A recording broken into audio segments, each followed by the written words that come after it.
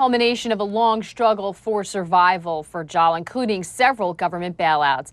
Our Kyung Lah has been following this story. She joins me now from CNN Tokyo. And Kyung, we've been talking about this for weeks, but still the fact that it has happened must be a shock there.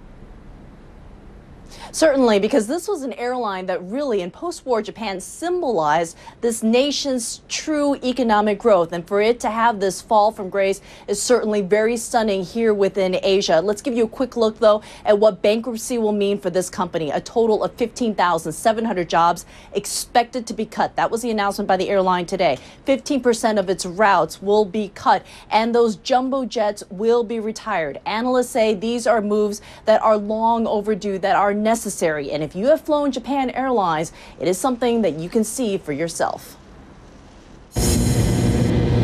Japan Airlines Flight 1381 takes off from Tokyo with a lot of nobody. Empty seat after empty seat. It is a lonely flight for this reporter. It is a very empty flight. Most of the passengers are seated toward the front of this plane that seats about 160, but a majority of the seats are empty. There's one guy. Our destination, a small town in western Japan called Shirahama.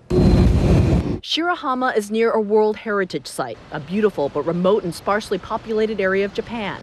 Japan Airlines flies 2 flights in and out of the small airport twice a day.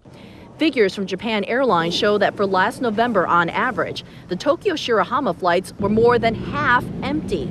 And the airline says it's been this way for at least the past few months. After a brief fuel up, same situation. Empty.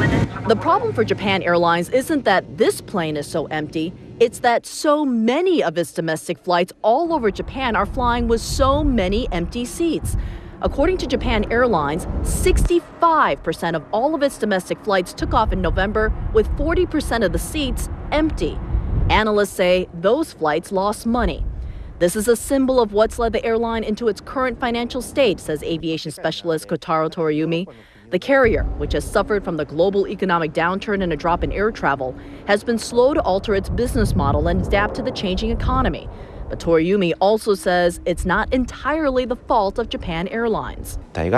Japan Airlines couldn't cut the unprofitable routes because of political pressure, says Toriumi. Local governments wanted to sustain routes and airports traditionally seen as a source of vital transportation and income into its communities.